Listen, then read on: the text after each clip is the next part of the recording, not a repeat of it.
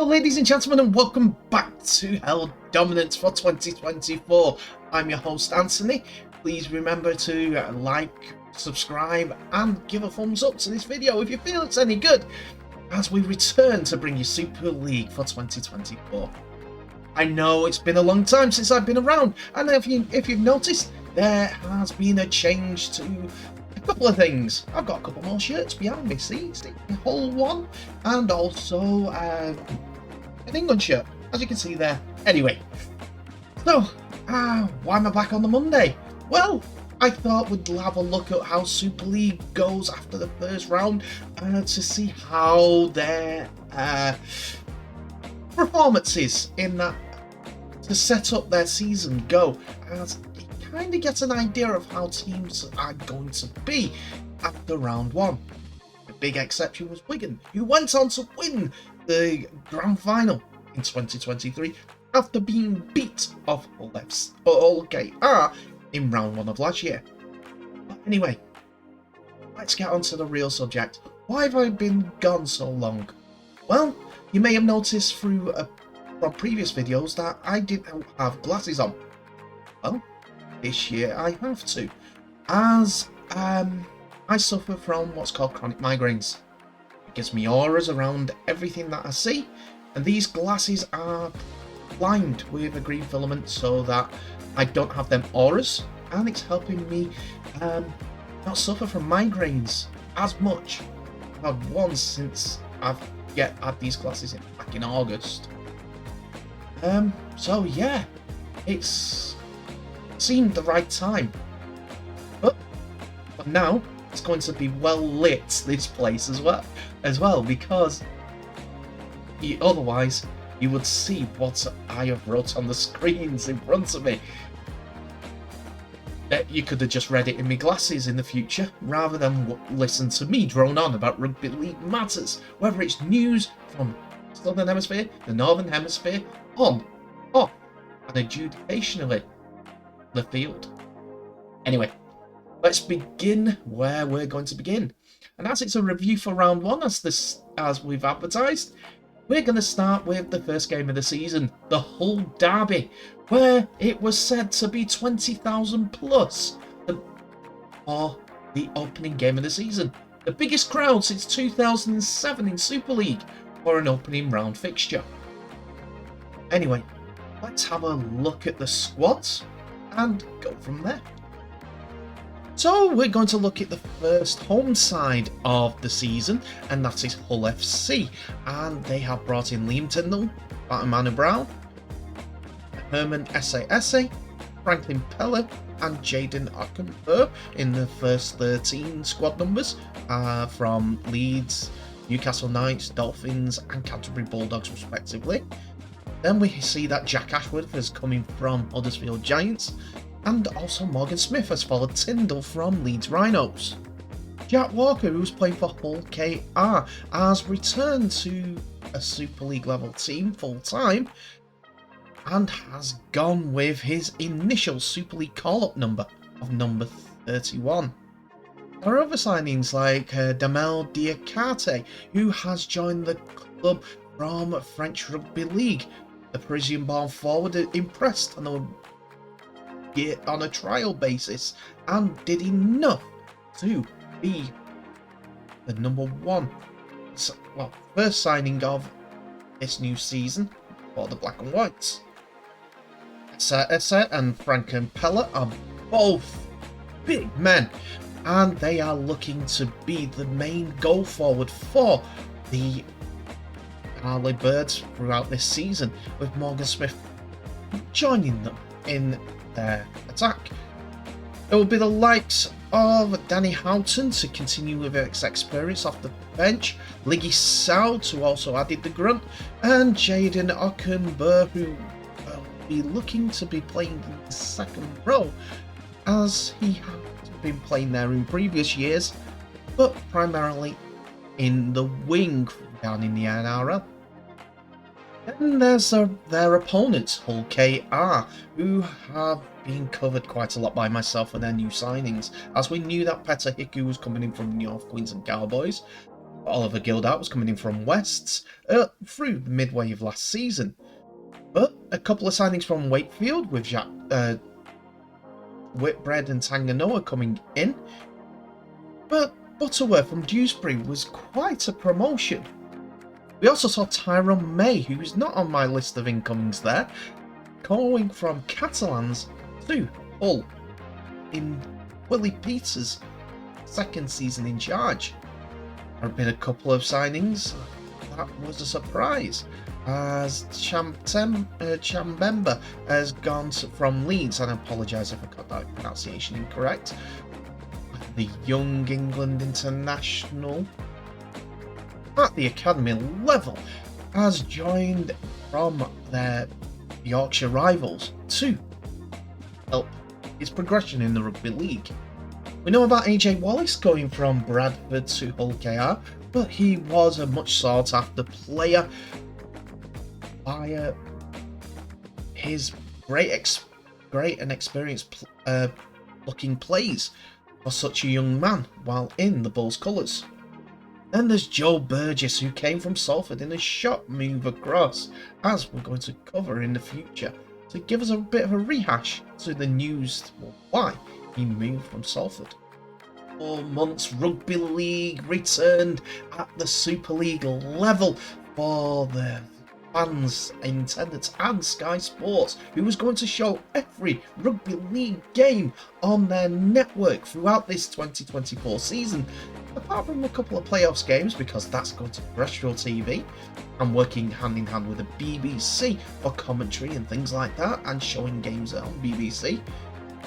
The opening day, Thursday the 15th of February, saw Hull FC versus Hull KR, an opening day fixture with well over 20,000 in attendance. As I said, the highest attendance for an opening game fixture since 2024. Hull were looking to hand 6 new debuts on the starting 13, with Morgan Smith, Manu Brown, Herman Esse, Franklin Peller and Jaden Ockenberg all start, while Jack Walker was making his second debut for the club. Jack Ashworth was also named amongst the bench, with young Lewis Martin making his second start for the club and his first at the MKM Stadium, having made his senior debut in the last game of 2023. Danny Houghton was also lining up for his record-breaking 39th Hull derby. Despite this, Hull had a plethora of stars missing, like with the likes of Liam Tyndall, Carlos Tuamavave, Brad Vash all out through injury, while Jake Truman and Miteli Vulikajapani continuing their recovery from long-term issues. There was also a blow just before the game, as Liam Sutcliffe had to be removed from the side just before the kick-off. The reports by Sky was it was due to illness. Hull KR were also going to have 6 debutants in their side as well, with Petter Hiku, Nala Volds, Oliver Gildart, Tyrone May, Jai Whitbread and Kalepi Tanganoa, all included in the starting 13, with Jesse Sue, George King, Matt Parcells and Yusuf Aldin coming off the bench. Corey Hall was going to be their 18th man for the game. Hull's change on the pitch for the lost Liam Sutcliffe was to promote David Litton to starting on the left edge. And as the game began, it was Hull KR who got the lead in the 7th minute, as Nalevel scored the first try, getting on the end of a right shift ball, creating an overlap for the debutant to score. Tom Opicic passed in the contact with Litton, creating the opportunity for Evels to get inside of 2 Hull defenders to score, but Petter Hiku missed the resultant conversion. It was a 4-0 start for the East Hull side, and with 12 minutes on the clock, Hull's FC's start was getting worse, as a minimal force high shot on Kalepi Tanganoa saw Herman Esse sit down for 10 minutes.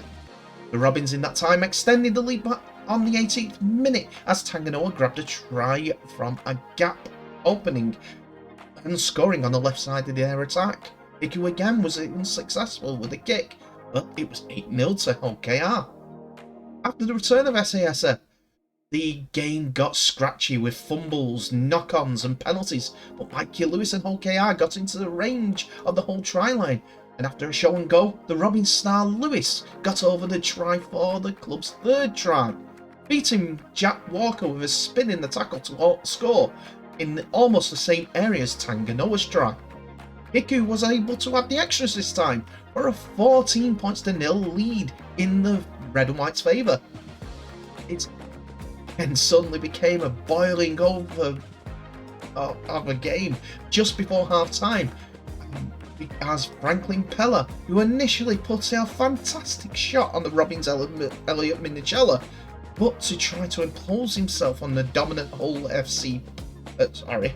KR pack, went in with a swinging arm.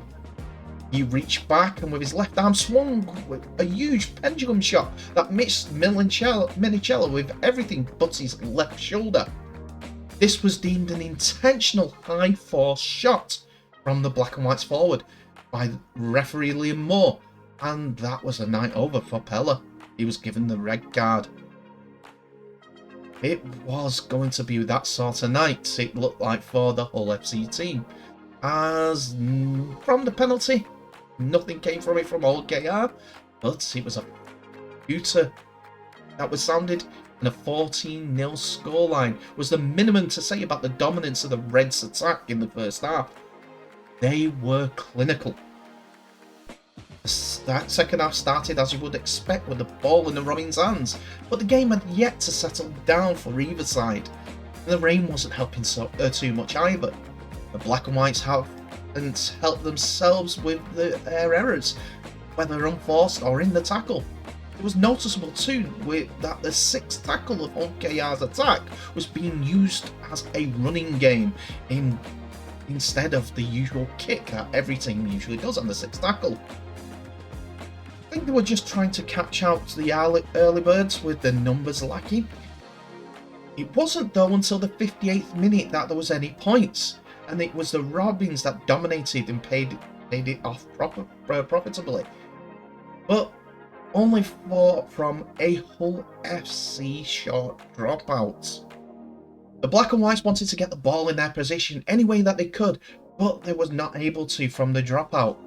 The Robins pummeled the left side in the resultant set of 6, and after Ryan Hall was tackled on the 4th tackle, they ran again on the 5th, and Matt Parcell, during his spell on the field, first spell, scored off a short Mikey Lewis ball inside. It was 18-0 to the Robins. Stayed 18-0 as Hiku missed another kick. Bad news continued for Hull as Danny Houghton had suffered a bang in the tackle and was taken off for a HIA, which was subsequently failed. That would mean that he wasn't able to return to the field. Houghton, though, wasn't the only man to go into the HIA assessment bin, as he was followed by Jack Walker almost immediately, leaving the whole side with only one substitute available from any interchanges that they could make. There was a bright side though. If he failed the HIA, the 18th man of Hull would have been activated, but he passed the HIA.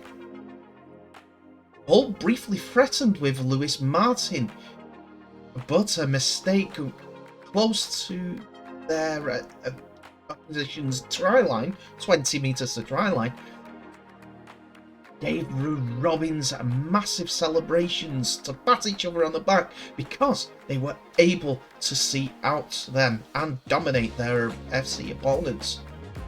The resultant set of 6 saw the ball take the ball up to the penalty area, to the 20-metre line in the Hull FC line half. I'll get my words out eventually. The Robins then proceeded to attempt to get an attack, but a ball steal penalty by FC on the middle of the pitch, within the 20 metres, meaning that Hiku had a chance to add 2 more from the tee. but he failed to do so yet again, and it went well wide with a lack of distance, also keeping the scores 18-0 to the Robins. It was a bad attempt. 1 out of 5 from a goal kicker? Not good when you're expected to set the tone for the season. Hull got into a position of attack again, with Liggy Sow getting tackled from Matt Parcell. But Parcell was given a 10 minutes for a facial in the tackle, that instigated trouble. But the retaliation from Sal was punished too. He kicked out a couple of times. I'm not sure how much contact he got to Parcells and whether it was on the head, but the referee deemed that it was enough to give another red card to Hull, and their numbers went down to 11, but they were facing 12 for the rest of the game. It's the new norm nowadays. No head contact will be tolerated, but the determination of the intent will determine the punishment, yellow or red, as we saw in the first half with SA. Anyway, the final points of the game went to the Robins, with Niall Evalds bookending the entire game, scoring the first and last tries. Driving to the Hull's line on the 79th minute, the Robins got the ball on the left side of the pitch to play the ball, with the ball then flung out to the right side, with acres of space for the KR winger Evalds to score in the right corner. This made the scoreline 22-0, and James Batchelor took over the kicking duties. He also missed the conversion, pushing the ball in front of the posts, and the final hooter sounded for an emphatic win for the Robins. Hull FC 0, Hull KR 22. Mikey Lewis was given the Man of the Match award, but it was an all-round performance from a disciplined Robins side, looking to add to their run to the playoffs and the Challenge Cup final from 2023. Hull FC seemed to be suffering from the same sort of start that their neighbours had had in the year that Tony Smith left the Robins. Yes, it's only one game, but they have not learnt from last season. The new players do not seem to have made much of a change, as old habits seem to creep in for the new side. Maybe a disappointing season again for Hull FC. We'll have to wait and see, but final score again. FC 0, KR 22.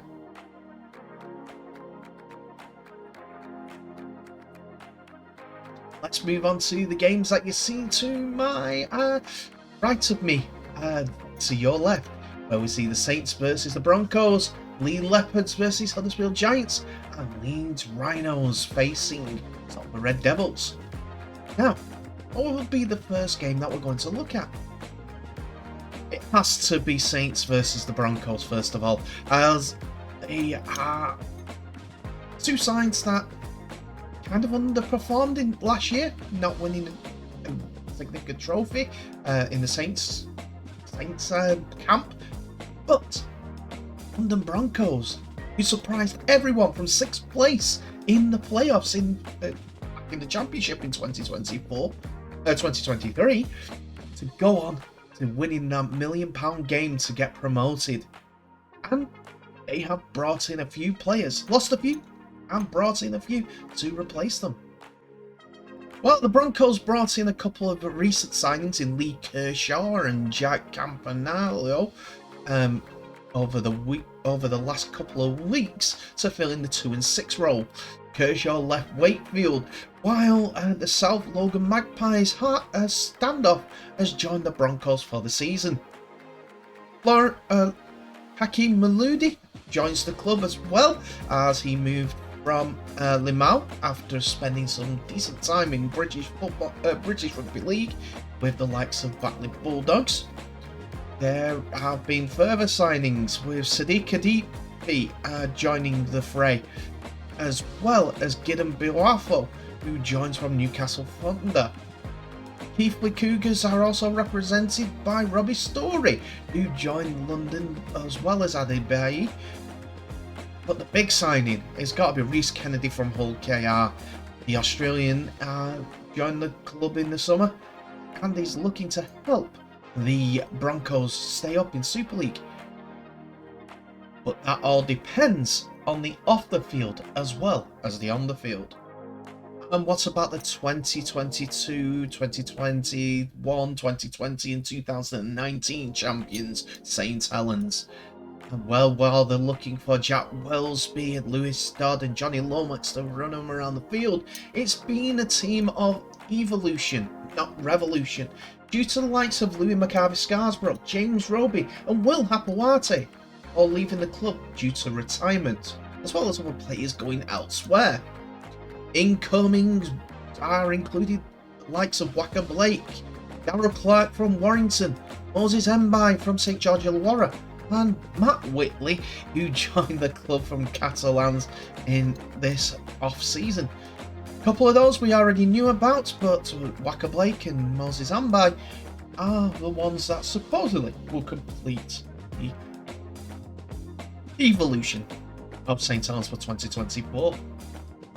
And with that, here are the teams for the Friday evening's round 1 game between Saints and Broncos, as Wellesby, Makinson, Conrad Hurrell as are joined by Mark Percival and Waka Blake in the back line.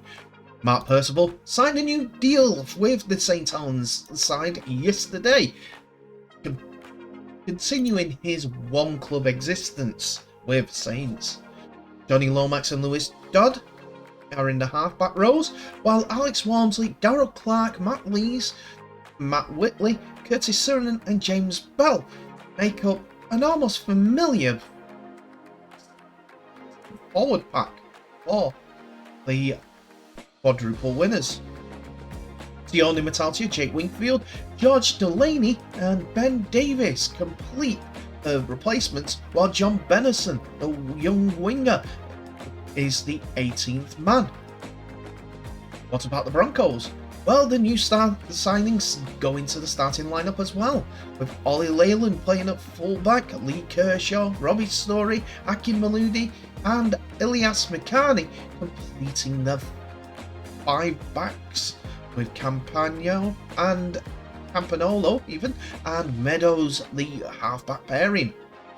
Rob Butler, Sam Davis and Reece Kennedy are the front row, with Will Lovell, Sadiq Adebayi and Dean Parata joining the rest of the forward pack. Marcus Stock, Jordan Williams, Emmanuel Wayne, Matt Davis and Dan Hoyles as 18th man are the replacements for the Broncos. So it was the Saints who opened the scoring, with Lewis Dodd scoring a try as Saints off the back of a penalty for not being square at the marker called by London in the Saints half, which resulted in a forced dropout by London. After a slow pick-up from the ball, Walmsley's short ball on the London 40 to Bell from the left-hand side of the pitch back in towards the post gave the second row a run towards the right post, but he was about to be tackled by the London fullback, so he passed it inside to his halfback Dodd to score the opening points of the game under the posts. Mark Percival added the extras for 6 points to 0. 6 became 10 in the 8th minute when Bell again and Matt Whitley on debut's combination finds Jack Wellesby on the former Catalan's left to score in the left side of the Saints attack. Percival missed the resultant penalty conversion attempt. Again, this was all stemming from a London penalty given away for not being square at the marker. London's Jordan Meadows hit a 40-20 to give London a chance on the 13th minute, which resulted in a repeat set as Meadows' kick was booted out of play and for a dropout by Wellesby. Reece Kennedy, though, knocked on the ball in the resultant tackle direct from the dropout. Saints scored their third try on the 23rd minute, a little bit after that, after London were pinged again for not being square at the marker.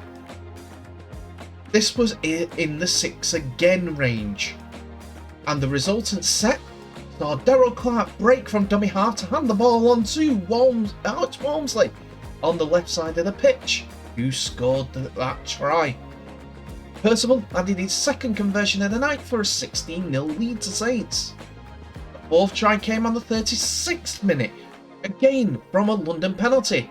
The ball went through the hands of the Saints men and Johnny Lomax floated the ball over the top to his right winger, Tommy Makinson, to let the 14-year Red V winger score in the corner. Percival wasn't able to add the conversion again this time, for 20 points to 0 scoreline. But it was half-time not long after. London had been given a lesson that they can take solace that it wasn't much worse. They'd never let their heads drop though. Got to say that about London. They may have been not up to pace at this point, but they didn't let their heads drop and kept going. The second half kicks off and it was the Broncos who went in for a try on the 43rd minute. A kick through by the London's halfback was about to go out of play, but Lee Kershaw kicked the ball before it goes into touch. It's actually in the air out of touch, but he hadn't touched the line or touched the floor out of play, and he kept the ball alive, kicking it down the line. And it was picked up and put down for a try in the right-hand corner for Robbie Story to score on debut. This was confirmed by the video referee, and it was 20 points to 4. Unfortunately, Campagnolo missed the extras for London. It was difficult to kick, he was wide on the right, but he kicked it across the front of the posts.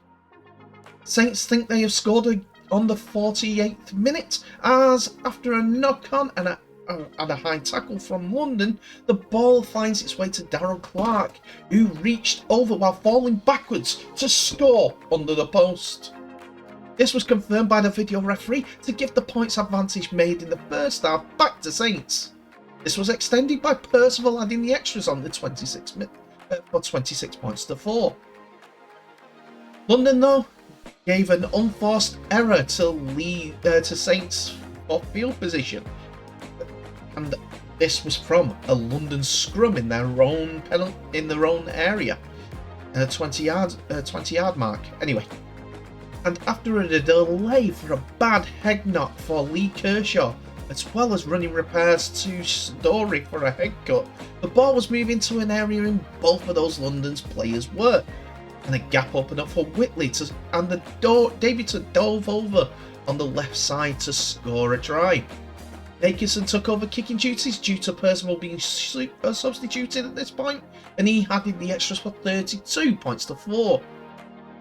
It was quickly added to again as Johnny Lomax got on the end of a hurl break on the right-hand side, and he scored just right to the posts. Makinson hit the post as a result from the attempted conversion, and he stayed 36 points to 4. After a one-on-one strip from Hakeem Maloudy on Jack Wellsby, you would have thought that he was all but certain to score, as he was within 10 metres of the try line. But the French international lost the ball in a tackle by Wellsby, and the ball went out for a 20-metre restart. The resultant set saw Saints march down the field again, and it came to another Matt Whitley try. Supporting his fullback, he scored on the left side once more. Unfortunately for Saints, the kicking boots went off the pitch as Makinson once again missed the conversion, but Saints still hit 40 points.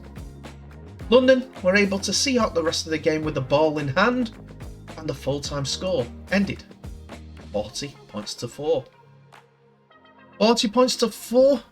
Saints give Broncos a lesson in Super League effort and quality.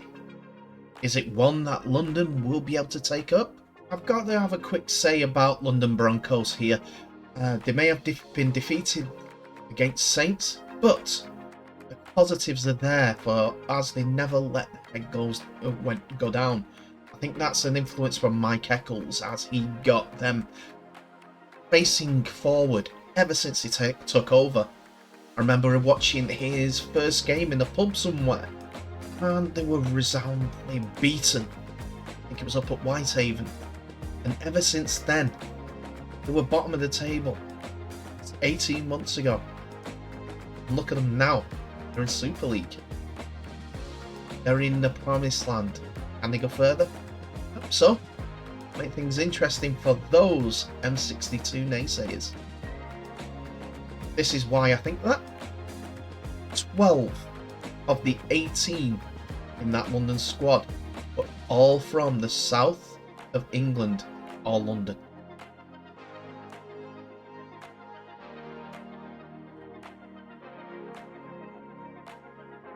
Running in reverse alphabetical order, there's the opening game for Lee Leopards was against Huddersfield Giants in Game 2 of Friday night.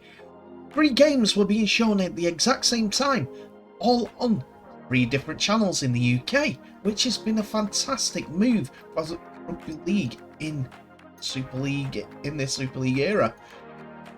Sort of emulating what the NRL have been doing for how many years now? But anyway, looking at the squads, first of all, the home side, Lee Leopards have brought in some quality, with Matt Moylan joining from Cronulla Sharks, and the halfback, the Australian international, will be looking to impress Adrian Lamb. Owen Trout, Ben McNamara, and Lewis Baxter also included in this squad for Super League experience. Huddersfield Giants, Hull FC and St Helens are the teams that they have left with. Coming up the divisions is Lewis Brogan from Swinton Lions, while Jack Derbyshire joins the club from Warrington as a youth player. Kevin Rothwell has been given a chance in Super League with the Huddersfield Giants as Adrian Lamb's men have been welcoming to the Barrow former player. And with that, here is the Huddersfield Giants incomings and outgoings.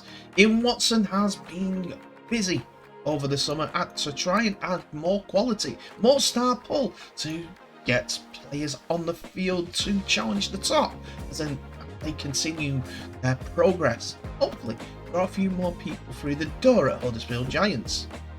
Adam Clune is the main signing as he joins from Newcastle Knights and gets that number 7 shirt, while the likes of Jake Murchie and Thomas Deakin join from Parramatta Eels and Sydney Roosters.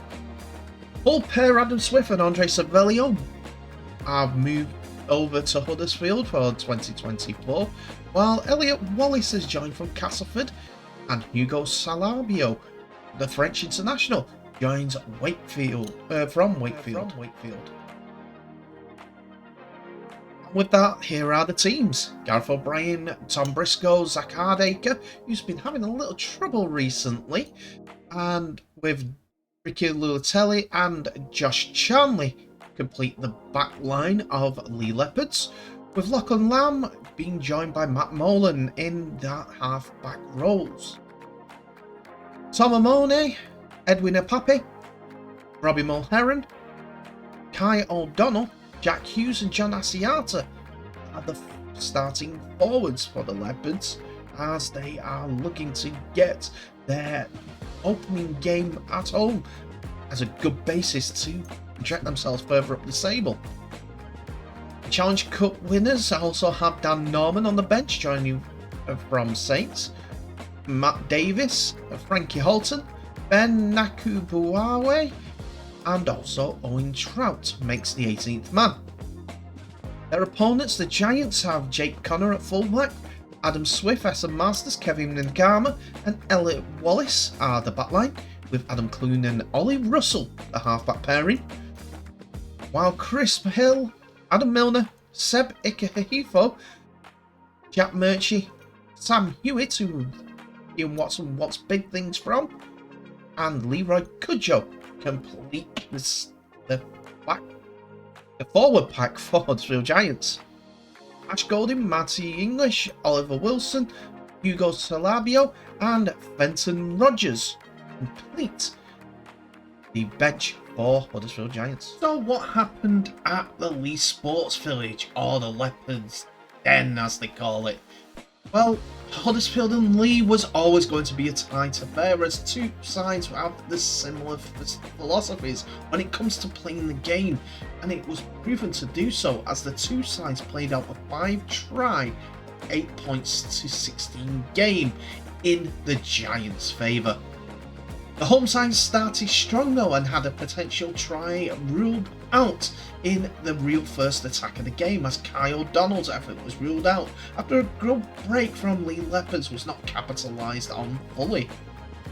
Huddersfield's high and deep kicking game was evident as the first few kicks saw pressure on the Lee defenders, and the 11th minute saw Jake Connors leap highest to bat the ball back for Essen Masters, and he barged his way over the try line to score the first points of the game, which Ollie Russell duly added the extras to for a 6-0 to Fartown's side. In the 23rd minute, like death, birth and taxes, Josh Charnley got a try for the home side after a video referee review. Matt Moylan kicked into the corner and set the winger off in hot pursuit, which Charnley wins to score in the left corner. The extras attempt was missed by Lee for 4 points to 6, still in Huddersfield's favour. Matt Moylan is hit late on the 30th minute and had to go off for a head injury assessment, and with Lee on the attack and momentum in their sails, Amoni looks to have played the ball but was deemed to have done so incorrectly, relieving the pressure on Huddersfield's defence. Amoni then gives away a penalty for a professional foul 10 metres from the Lee try line. And this sees him sent to the sin bin. Apologies for the pause, I had to get my teeth back into. Anyway, the resultant set sees Adam Milner dive over from dummy half for a second Giants try, and Russell added the extras for 12 points to 4 lead in the Giants' favour, and that is how it remained for the rest of the half. The second half started badly for Lee as they were down to 12 again after Amoni returned to the pitch. For his part, for a late hit on Jake Connor, Ricky Luatelli was sent to the sin bin. This though doesn't deter the Leopards, as Tom Briscoe makes a 30-metre attack before helping the ball wide to Josh Charnley, who adds more metres to the Lee offence while on attack. Lee are getting into a threatening position once again, but Kai O'Donnell is again deemed to have fumbled the ball 2 metres out from the try line, much to the relief of the Huddersfield Giants. Lee are still the team on the ascendancy, as they are more determined in attack. 3 times on 3 separate attacks, should I say, have Huddersfield scrambling, and it's all Lee until Luatelli returns. This ramps up Lee's attack even more, and on the 64th minute, it's a sucker blow for the Leopards as Elliot Wallace scores for the Giants. It is a set play that has Adam Clune, Kevin Agama sending over the young winger in diving effort on the left edge. Flying finish. Russell misses with the attempt from out wide for a perfect effort of kicking, but Huddersfield are 4 points to 16 up after their stout defence soaks up a lot of Lee pummeling. After a 40-20 attempt was not capitalised on, Huddersfield start giving away penalties, giving a platform for Lee to build on yet again. But it wasn't until the 73rd minute when Lee had points on the board for the second time. Right winger Tom Briscoe gets on the end of a flowing move to his wing, and he dives over in the corner. A try that his good work has deserved for the night. But the kick is also missed for the home side for an 8 points to 16 game with 7 minutes to go. Huddersfield, though, will see the game out in do enough to do so, taking the 2 points back to the John Smith Stadium. 16 points to 8. Huddersfield Giants victory. Yes, both sides still need to do some work as it's first game of the season and they're trying to get back up to par. But it's a downside for Lee as they weren't expected to lose their first game of the season as well as it being at home. To make matters worse, it's bad news for Lee further as Edwin Apape is said to be facing a lengthy spell on the sidelines with a ligament damage when he was defending in vain the Aston Masters try on the 10th minute. Lee missed him for the rest of the game. Different type of attack if he had the ball.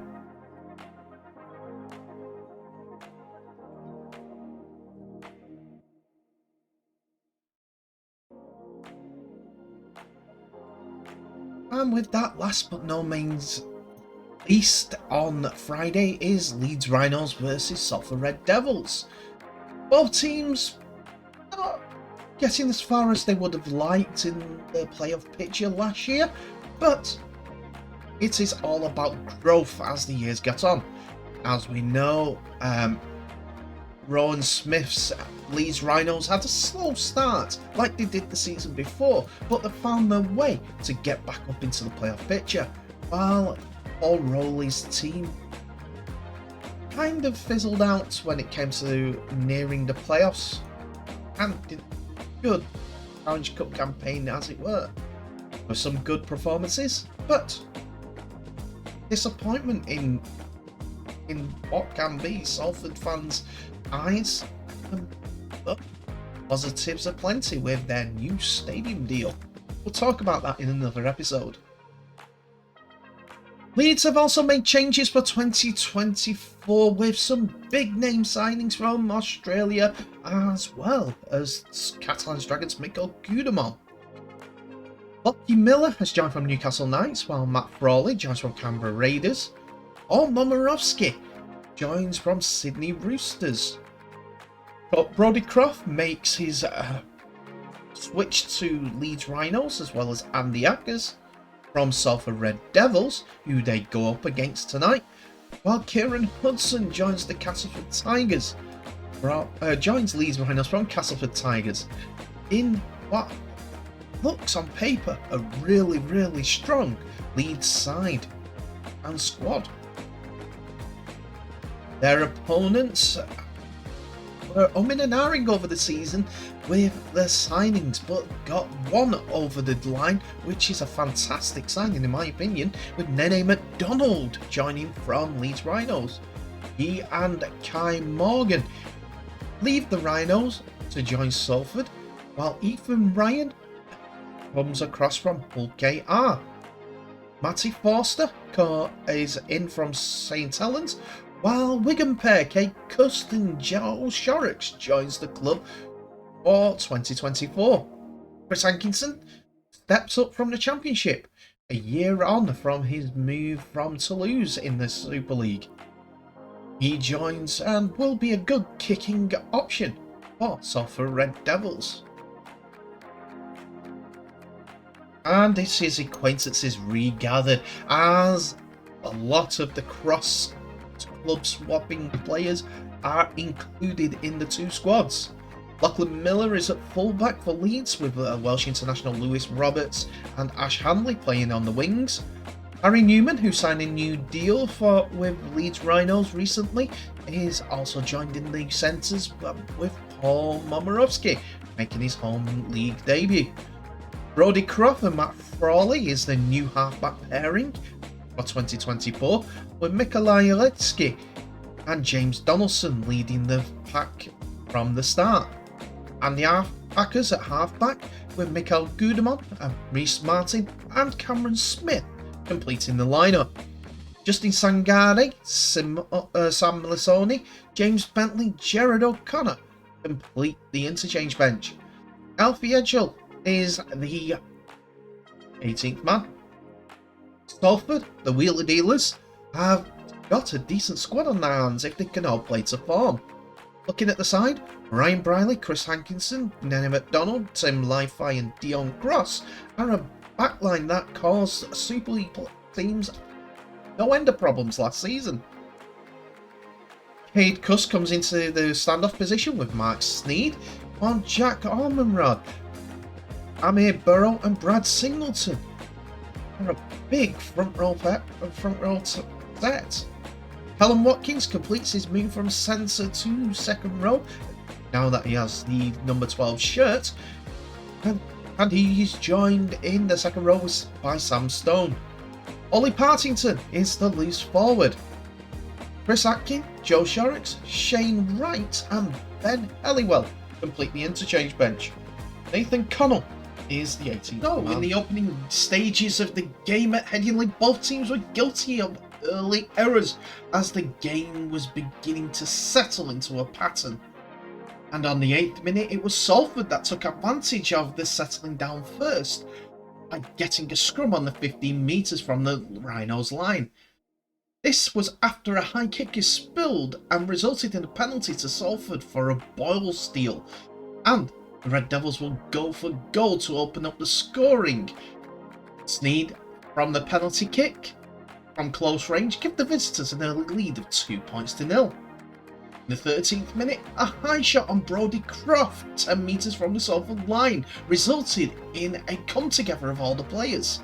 Ryan Briley is shown the yellow card as a result for the high tackle and will spend 10 minutes in the sin bin. Reece Martin again with his boots adds 2 points to his overall tally. 2 points all. But it is Salford who seamlessly got the first try of the game, as video referee Ben Baylor was checking on a potential try for Salford from a low kick between the posts. The on-field decision is a try, and the try is awarded to Cade Gust as he times his run to collect Sneed's kick to touchdown. Sneed's had the extras for 2 points to 8 for the Red Devils, but that scoreline didn't last long as Salford knock on from a kick-off through Nene McDonald, and Leeds have a chance to hit straight back from a scrum 20 metres out. This results in the birthday boy Ash Hanley giving Leeds something to celebrate with a sensational solo try. He uses acceleration and patience to slow past the Salford defence on an arcing run from 20 metres out to score in the left-hand corner. Martin adds the extras to square up the scoreline at 8-all. Riley is not long after out of the sin bin. Salford use the scrappy nature of the game at this point to get over the advantage line, and this results in more points for the Red Devils, as going from acting halfback, Oliver Partington scores in the 35th minute close to the Leeds try line.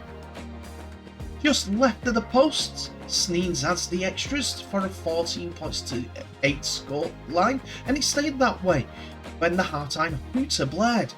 Good game so far, as it has had almost everything. Leeds get the first points of the second half on the 50th minute thanks to the birthday boy Hanley again, as he races through to touch down a Martin kick into the in-goal area, which he is confirmed to have scored the try without going out of touch by the video referee. It is game on as the try is given, and the Martin kick, a left-footed one from the touchline, is good to make the scoreline 14 points all. On the 58th minute, Salford are given a penalty and a managed advantage for 10 minutes as video referee stepped in to look into a potential foul play for Paul Momirovski for a shoulder charge hit on Chris Atkin. This was confirmed, and from the right of the post, around 17 metres out, Sneeds adds another 2 points to the Salford scoreline to make it 14 points to 16 in Salford's favour. Salford find themselves down to 12 men themselves as Amir Burrow is sent to the sin bin for repeated Salford penalties on the try line in defence. He was just the last of the bunch and had to face the yellow card. Martin decides to go for goal and squares the game up at 16-all. Leeds feel the momentum as Momorowski returns from the bench and from close range. Leeds have what would be the decisive try by Sam Lissoni powering over for the lead. Reece Martins has the extras on offer for a 22 points to 16 scoreline with 9 minutes left to play. Salford, as we know, do not give up the ghost and were denied a try due to a knock-on by Nenny McDonald in the air, trying to claim a high bomb, which he eventually grounded, and making the video referee make a decision, and that decision was to wipe the effort off due to that knock-on in the air. The last save of the game, though, went to Ash Hanley as he forced an error from Salford during a dangerous Red Devils attack to relieve the pressure with a minute to go, and Leeds could just wrap up the ball in the centre of the field to see out the game from their own 10 metres line. The hooter went, and the win was for Leeds at 22 points to 16. Leeds had to be resilient. 22 points to 16 doesn't say a lot about the entire scoreline, as Salford did have further efforts during the game to add to the point scoring themselves. A bit more clinical, and Salford would have came away with this win. But Leeds stuck with their plan, and if they are to knit the team together a bit more, they could be a real force themselves. But today, 22 points to 16 was enough to see off the Salford Red Devils. This game proved that Salford still know how to attack teams, and they troubled their opponents at Headingley all the way through the game, and it could have been a Salford win today, but they got one on the wrong side of the scoreline. Salford may have lost two big wingers in pre-season, with Ken Seo and Joe Burgess going elsewhere. But it was announced today that David Nufalumo will be joining the Red Devils after his release from West Tigers. That's one positive. And let's see how Salford go with the NRL winger.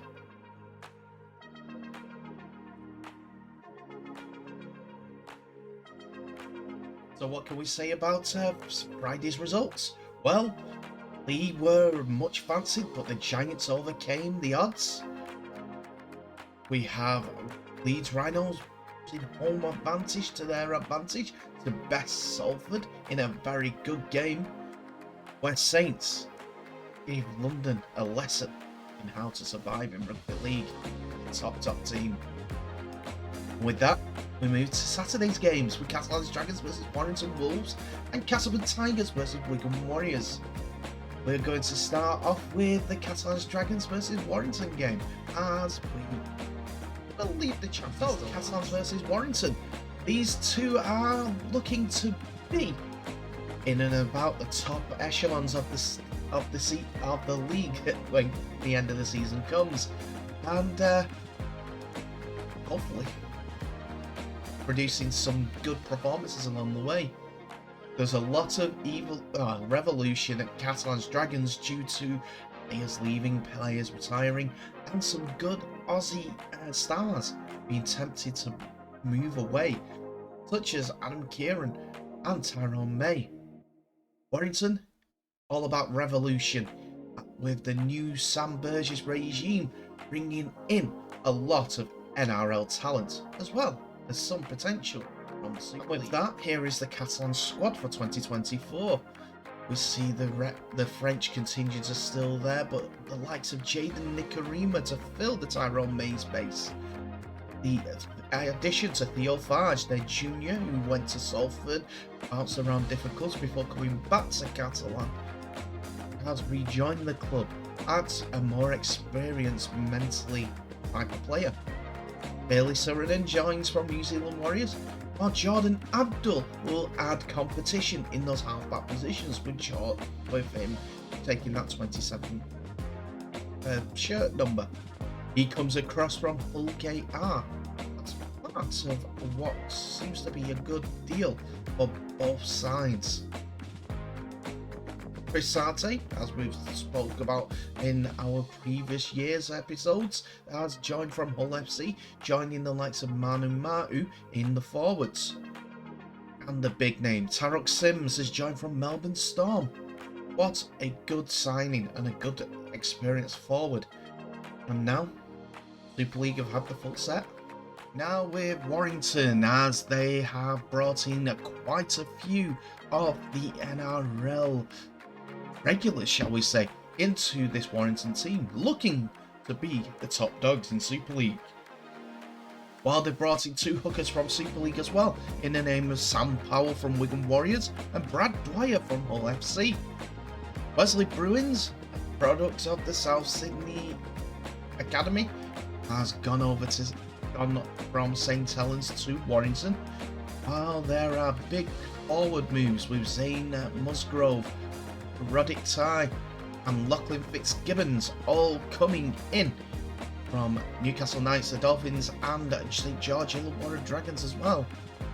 Geordie Crowther's move to Castleford was changed into a move to Warrington Wolves in the pre-season, so the former Wakefield man joins the Burgess Revolution. Can they go that few steps further and win it all? And with that, here is the team news for Saturday's 5:30 kickoff at Stade Gilbert Brutus.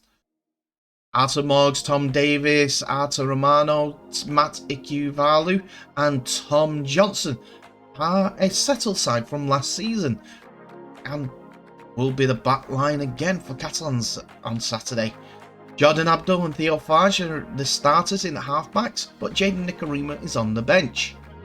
Roman Navarre, Mika McAlorum, Julian Busquet, Tariq Sims, Paul Seguet and Mike McMeekin come into the side as the forward pairings. Bailey Siren and Chris Sate, Jordan Desaria and Alex DeCosta are the players on the bench, and the 18th man being DeCosta himself. For Warrington, Matt Duffy, Aaron Liddup, Toby King, Connor Wrench and Matty Ashton at the back line. Halfbacks are settled from last season with George Williams and Josh Drinkwater. James Harrison, Danny Walker, Zane Musgrove, Ben Curry, Lachlan Fitzgibbon and Geordie Crowther are the forwards for this wired side. Paul Vaughan, Joe Philbin, Gil Dudson, Sam Powell are the interchangers, while Adam Holroyd is the 18th man. On to the game itself, and Perpignan had to wait until the 18th minute for points as Warrington dominated the open proceedings. It was a slick move to the left edge for Warrington, to the right edge of Warrington, that saw 17-year-old winger Aaron Linsop open up the scoring, diving spectacularly over in the right corner. The extras were missed, but it seemed to wake up the Dragons as they started to win the arm wrestle in their favour, as Jordan Abdul opened up his Catalan's career with a try.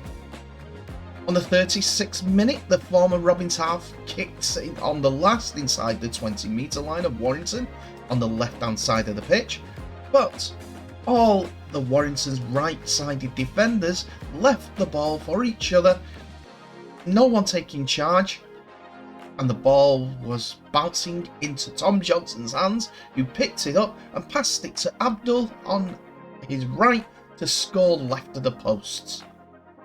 Morgs added the extras and at half-time, as there was no further scoring, the slow-starting Dragons were in the lead 6-4.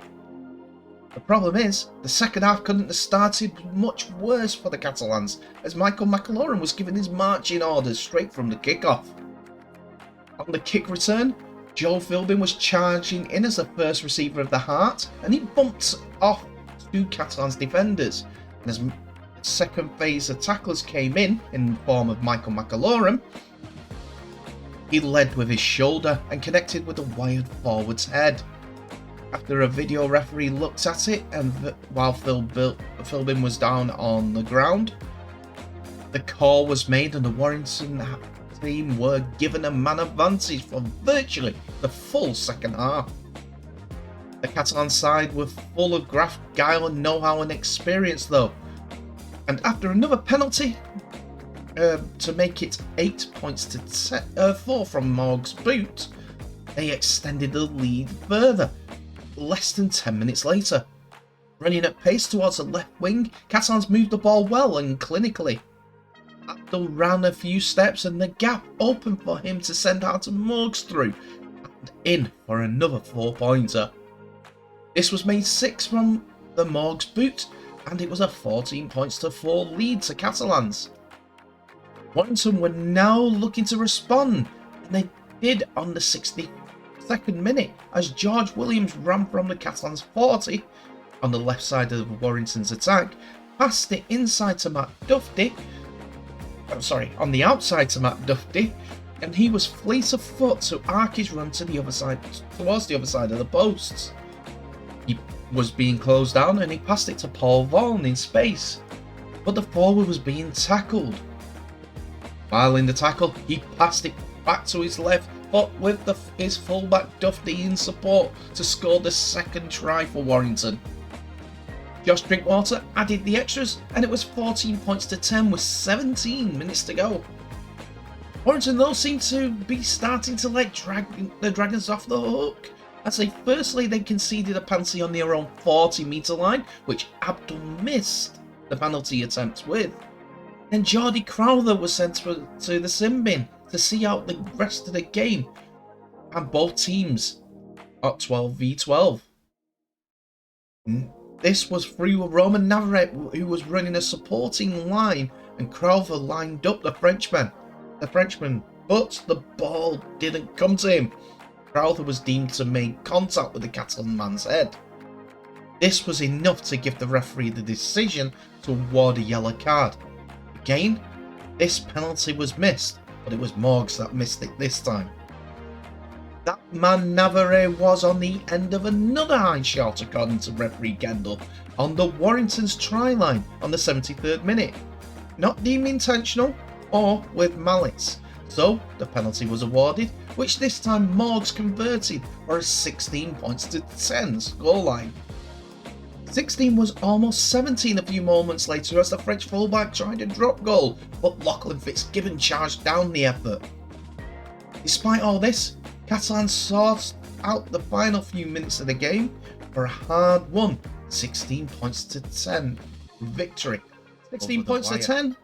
French side are just being French as normal and working their way into better form, while Warrington, they were not on it in this game, but I'm sure they will come back as they usually do. But it may be more of a project we're looking at with Sam Burgess' first top grade coaching job.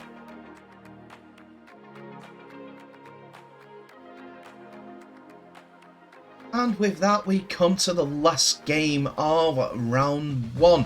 No means least game of round 1, as we are seeing Castleford Tigers versus Wigan Warriors for this round 1 game. Two teams on very different trajectories at this moment in time. Wigan Warriors were the champions in 2023 and will be looking to emulate that, as well as next week's World Club Challenge victory, hopefully, for the Wigan fans it comes around next weekend. Castleford, they're going through a revolution of their own now. They have changed head coaches. At the helm is Craig Lingard, who was assistant last year.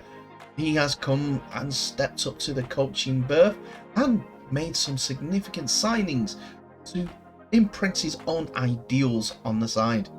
Wigan have added quality to their side, probably just to replace the quality that have left the club, as we see in the squad. So the revolution begins at Castleford Tigers, and it comes with a smattering of familiar faces by Coach Lingard, as he has brought in the likes of Luke Hooley and Josh Hodgson, who he has worked with at Batley Bulldogs. Josh coming directly from there, while Luke Hooley has come from Leeds Rhinos. With that, he has looked down under as well, with Nixon Putt, Eli El Zakam and Sylvester Namo all joining the club from Central Queensland Capras. North Sydney Bears and Townsville Blackhawks as well. Josh Sim, the former outside back for St Helens, has joined from Wynnum Manly Seagulls, while Sam Wood has joined from Hull Kingston Rovers, as well as halfback Rowan Milne. Sami Kibula has joined from Batley Bulldogs as well after a stay last year. Lewis Johnson, another Hull Kingston Rovers import, has come in to Castleford after a season that's been stop-start with injury in 2023. Daniel Hindmarsh Taki has joined from Northern Pride. The forward, who is English-born, decided to try his trade in Australia, not quite getting on the NRL level, but coming back to the UK, and does not count as a foreign player quota spot. I'll get my words out. Anyway, the final one is Inisina, who has joined Castleford on loan from Huddersfield for the season. Wigan have added some quality to their side for the next 12 months as Cruz Leeming, Sam Walters, Taiki Chan, Adam Kieran, Luke Thompson and Sam Esser have all come into the squad from Gold Coast Titans, Leeds Rhinos, Catalans Dragons, Canterbury Bulldogs and Wakefield Trinity, just to name a few places. There is a big clue to how Wigan are going to be playing this year, with Bevan French at number 6. But, as we saw last year, that can be interchangeable with Jai Field. So I think the signing of Adam Kieran will mean that Toby King's spot has been taken up. Just to remind everyone, at this moment in time, Tyler Dupree has never lost in the Wigan shirt at this time. Here are the two teams as Craig Lingard's first squad sees Luke Hooley take the fullback role with Jason Karikari, Jack Broadbent, Sam Wood and Innes Senior being the back 5 for the Tigers. In the halves, it is Danny Richardson and Jacob Miller, George Lawler, Liam Horn and Nixon Putz are the front row, while Eliel Zakam will be in the second half with Charbel Tassipali, and Joe Westerman is the loose forward. Josh Sim is on the bench with Liam Watts, Sam Hall, Muiz Mustafa and Kane Robb is the 18th man. Wigan have Jai Fields, Abbas Miski, Adam Kieran, Jake Wardle and Liam Marshall in their back line, with Bevan French and Harry Smith in their half-back positions. Luke Thompson, Brad O'Neill and Liam Byrne are the front row, with Willie Isa, Liam Farrell and Cade Ellis playing loose forward. Mike Cooper, Patrick Mago, Cruz Leeming and Tyler Dupree are the interchanges, with Harvey Hill. We got to see what went on at Weldon Road, and the game kicked off with penalties aplenty, with the first point scored off Harry Smith's left boot. Cade Ellis is caught high in the tackle by the Castleford defenders, and the Warriors decided to take 2 for a 4th minute lead. Castleford respond though with a penalty of their own as Wigan are caught offside. Danny Richardson's boot is just as good for 2-all. Wigan though are reduced to 12 men as Harry Smith is simbing for a dangerous tackle on the 21st minute, but it's another penalty on the 26th minute for a tackle infringement, and Richardson gives Cass the lead from the tee, 4 points to 2.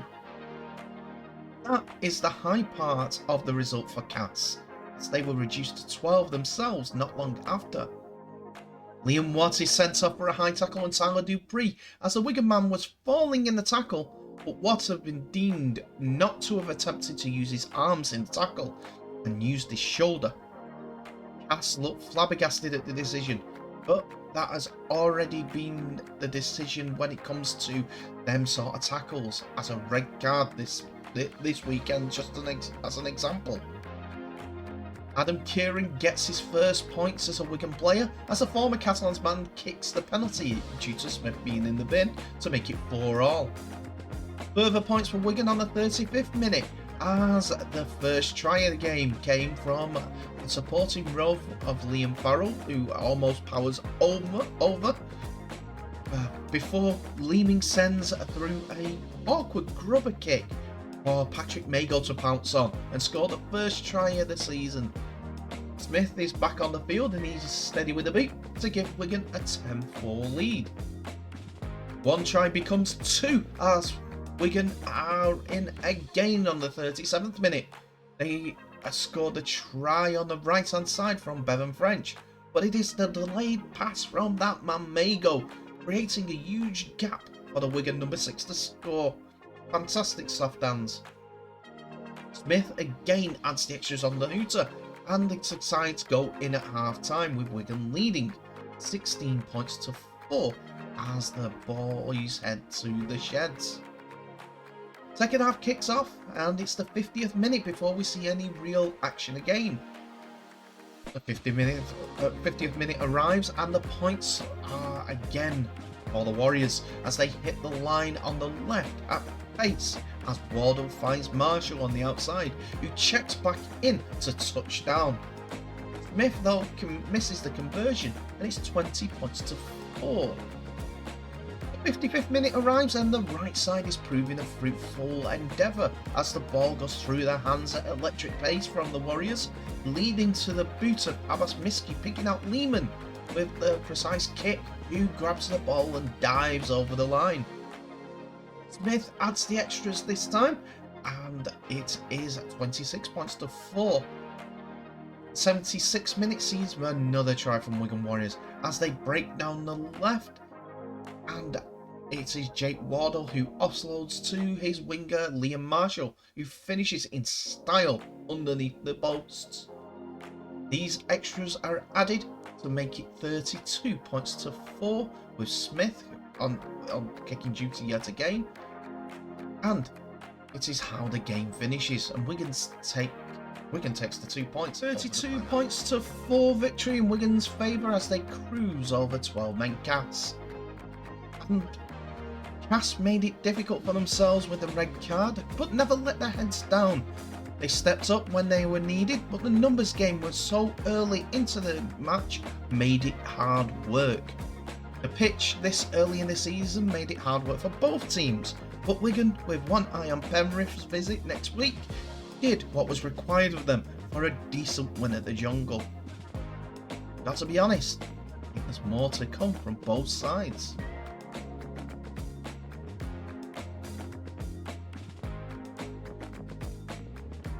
The Rugby League is back in the Northern Hemisphere and with a bang in the top table due to some fantastic performances, some explosive decisions and some decidedly strict rules. We have to stay by them because that's how Rugby League survives, being safer for the player. Anyway, I want to thank everyone that has been inquiring minds and to when I'm back on why I've been away and things like that. Hopefully the beginning of this video gave you all that information.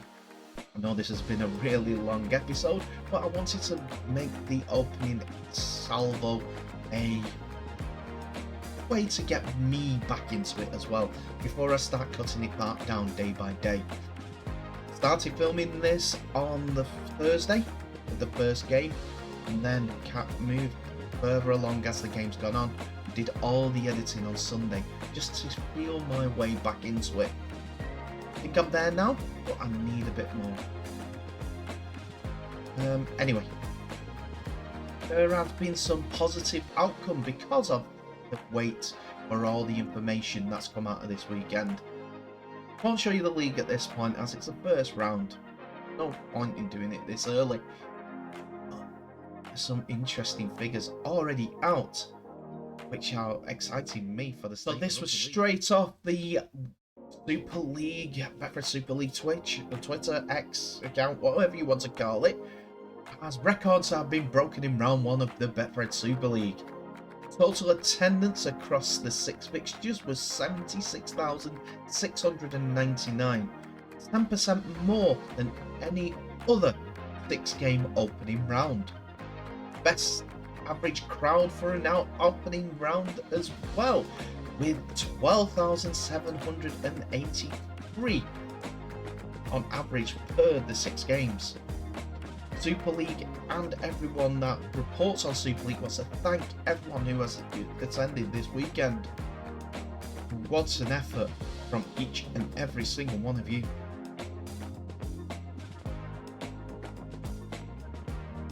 So that's it, ladies and gentlemen. Thank you so much for watching. Please remember to like, subscribe and share this video worldwide, as well as leaving a comment below about how you thought this episode was, and also thumbs up if need be to see if it's any good, see if I'm returning back to form. I know I've got a little bit of work to do to get better and better, as I normally do. Any hints and tips that you can give me about the reflections in the sunglasses, in the glasses even, would be appreciated. But for now, I'm just edging my way back in. I hope you understand that it has been a little bit of a chore for me, and I needed to get my confidence back, and I feel like I have with this long episode. I know it's long, but for me to get my eye back in, hopefully the next few episodes will be more, shall we say, bite-sized, better for Rugby League. News is out there, also some good news from Rugby League at the same time.